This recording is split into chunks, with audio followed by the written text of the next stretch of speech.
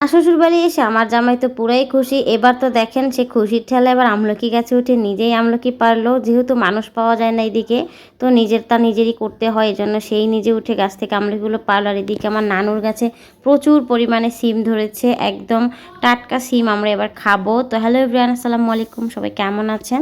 আশা করছি অনেক ভালো আছেন। নানা বাড়ির যতগুলোই ব্লগ ভিডিও আমি আপলোড করেছি, প্রত্যেকটা ভিডিও আপনারা অনেক বেশি পছন্দ করেছেন। আর আমার গ্যালারি থেকেও কেন জানি এই ভিডিওগুলো একদমই শেষ হচ্ছে না, মানে অনেক আগের ভিডিও, তারপরও কিন্তু এগুলো শেষই হয় না।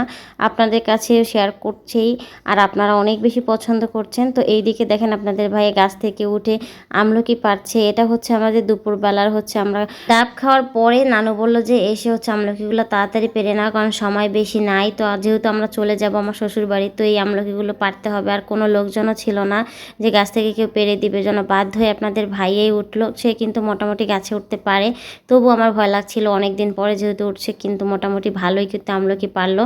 এই গাছে বসে হচ্ছে লাঠি দিয়ে সে পারলো।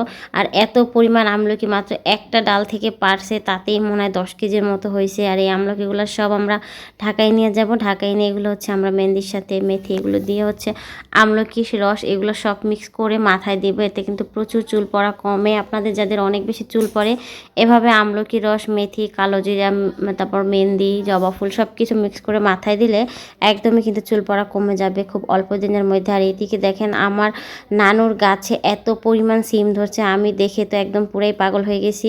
আমরা এই সিমগুলো অনেকটা ঢাকায়ও নিয়ে যাবো। আবার এখানে হচ্ছে ফ্রেশ টাটকা মাছ দিয়ে হচ্ছে আমি রান্না করবো। দেখেন প্রচুর হচ্ছে সিম ধরছে, এগুলো অনেক খাওয়ার উপযোগী হয়ে গেছে। আর আমার নানু তো হচ্ছে কোনো কিছুই সবজি কেনা লাগে না, বেশিরভাগই তাদের বাসায় থাকে। আর এই সিমগুলো কিন্তু বাজারে চড়া দামে বিক্রি করে, সব থেকে দামি সিম হচ্ছে বাজারে এইটা। আর দেখেন গ্রামের মানুষদের কিনে খাইতে হয় না। এখনও প্রচুর হচ্ছে ফুলও আছে উপরের দিকে।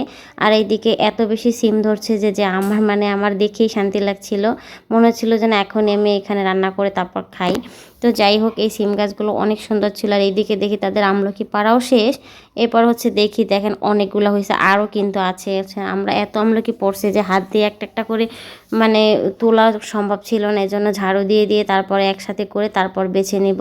কারণ এত আমলকি একসাথে একটা একটা করে তুলতে অনেক সময় লাগবে। আর হচ্ছে আমরা একটু বিকালবেলা হচ্ছে আমার বাবার বাড়ির দিকে যাব, মানে আমার ফুফু বাড়ির এলাকায় যাব। এর জন্য খুব তাড়াতাড়ি আমরা আমলকিগুলো পেরে তারপর হচ্ছে রেডি করে নিলাম, মানে ময়লা টয়লা সব কিছু হচ্ছে ছাড়িয়ে নিব। আর দেখেন কতগুলো আমলকি হয়েছে, এখানে প্রায় 7-8 কেজির মতো আমলকি হবে, একদম ফ্রেশ ছিল। এগুলো সবই আমরা ঢাকায় নিয়ে যাব চিন্তা করছি, কারণ এইদিকে বেচার মতন আমার নানা কিন্তু সচরাচর বাজারে কিছুই বিক্রি করে না, নিজেরাই যা হয় খায়।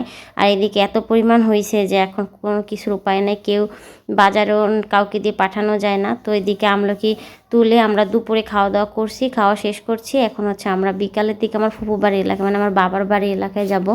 তো এইদিকে দেখেন বিল থেকে যখন আমরা একদম মেন রাস্তায় উঠি, আমার নানা বাড়িটা যেহেতু বিলে, তো এখান থেকে রাস্তায় উঠতে হয়। তো এদিকে গাড়ি ঘোড়া চলে, তো এখন বিলের মাঝখান থেকে আমরা রাস্তা দিয়ে উঠলাম। আর এদিকে আমি আমলকি খাচ্ছি। যখনই আমলকি পারছি তারপর থেকে খাওয়া শুরু করে দিছি। এইদিকে তো আপনাদের ভাইয়ের কাণ্ড দেখুন, সে আমলকি সাথে করে নিয়েও আসছে, হেঁটে হেঁটে খাবে। আর পাশের বাড়ি থেকে মরিচ আর লবণও হচ্ছে ওরকে চেয়ে নিয়ে আসছে, আমাদের আনতে মনে ছিল না। দেখেন আমাকে হচ্ছে লবণ মরিচ এগুলো মিক্স করে আমলকি দিল।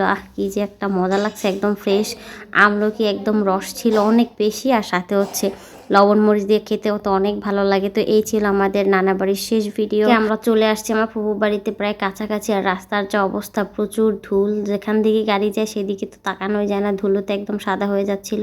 তো সবাই অনেক ভালো থাকবেন, সুস্থ থাকবেন, আল্লাহ হাফেজ।